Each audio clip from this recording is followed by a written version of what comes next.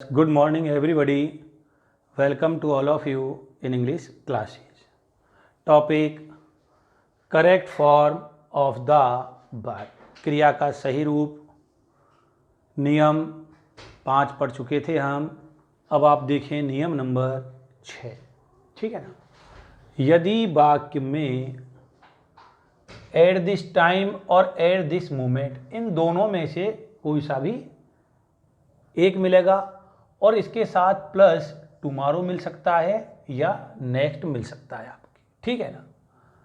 तो ये पहचाने eight this time at this moment के साथ टुमारो हो या नेक्स्ट हो तो रिक्त स्थान में हम शैल और विल एक सहायक क्रिया का प्रयोग करेंगे.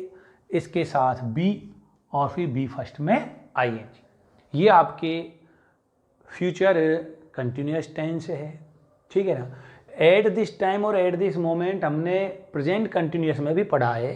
ध्यान रखें. आपके कहीं ऐसे हो कि sir eight this time at this moment, तो आपने उधर भी पढ़ाया है. नियम बोल देता हूँ मैं कि now still now it this now still now it is eight this time at this moment होने पर हमने इजेमार बी फर्स्ट में आईएनजी का प्रयोग किया है कि बिल्कुल सही. तो eight this time at this moment होने पर कंटिन्यूअस टेंस हुआ और कंटिन्यूअस के लिए हमने बी फर्स्ट प्लस आईएनजी ले लिया और इधर टुमारो नेक्स्ट आ गया. तो ये कौन सा कंटिन्यूस हो गया? फिर फ्यूचर कंटिन्यूस हो गया. और फ्यूचर कंटिन्यूस टेंस में हम शैल विल के साथ भी लगाएंगे और बी फर्स्ट में आईएनजी का प्रयोग करेंगे. ठीक है. तो आप देखें यहाँ पर एट दिस टाइम ये दिया हुआ है और एट दिस टाइम के साथ ये टुमारो आ गया. तो हम यहाँ पर ही के साथ विल लगाएंगे, इसके साथ बी और बी फर्स्ट में आईएनजी. रीडिंग. ठीक है.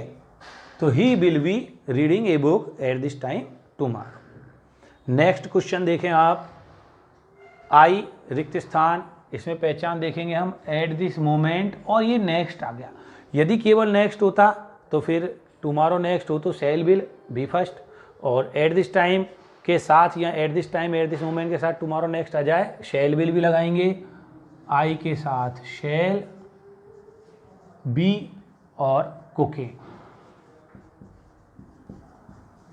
तो ये आपके नियम नंबर 6 हो चुका है.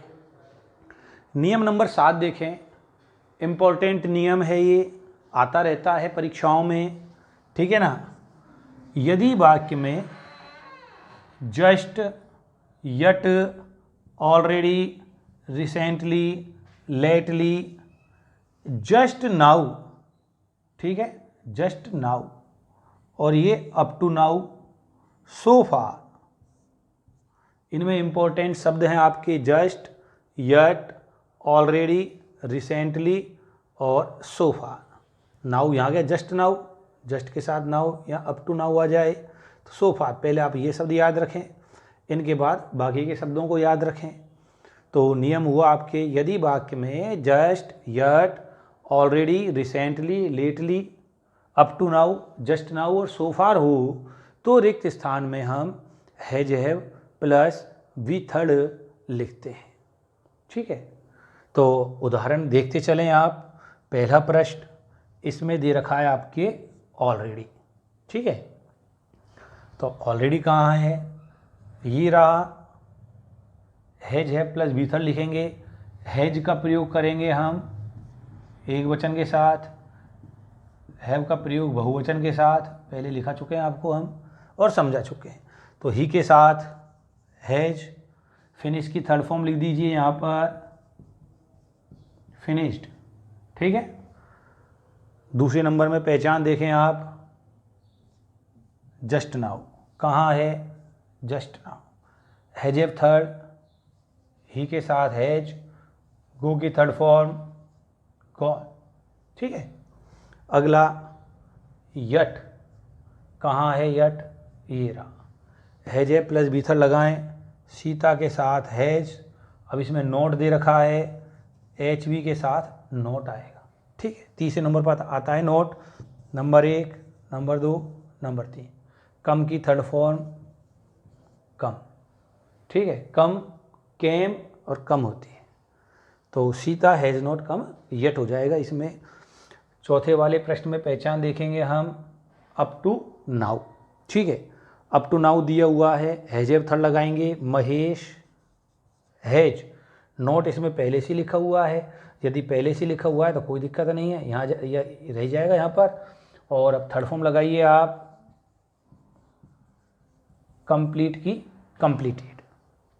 नेक्स्ट क्वेश्चन, सो फार, कहाँ है पहचान, सो फार ये सब।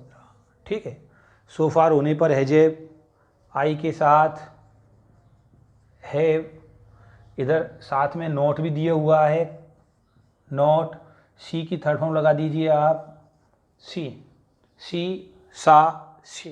ठीक है, तो ये आपके 7 नियम हो चुके हैं।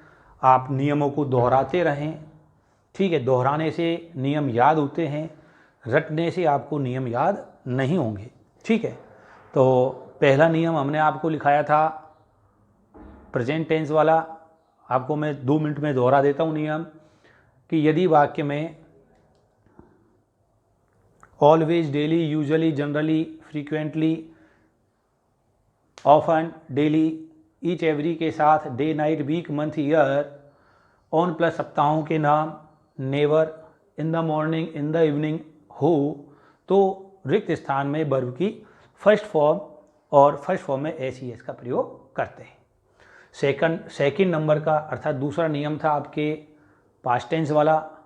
यदि वाक्य में ago, yesterday, last, once, one day, in the ancient times, in his her, childhood या यूथ दिया हुआ हो, तो रिक्त स्थान में वर्ब की सेकंड फॉर्म का प्रयोग करते हैं। नियम नंबर तीसरा था आपके फ्यूचर टेंस वाला। यदि वाक्य में tomorrow, next, till, in a few days, the following day दिया हुआ हो, तो रिक्त स्थान में हम शैल विल प्लस वर्ब की फर्स्ट फॉर्म का प्रयोग करते हैं। ठीक है, चौथा नियम था आपके प्रेजेंट कंटिन्यूस वाला।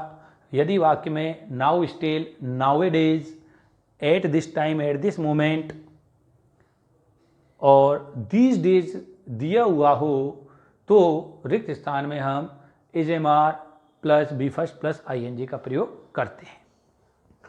पांचवा नियम था आपके, यदि वाक्य में while as, those days, at that time, at that moment शब्द दिए हुए हों, तो रिक्त स्थान में हम was were plus B first plus I N G का प्रयोग करते हैं।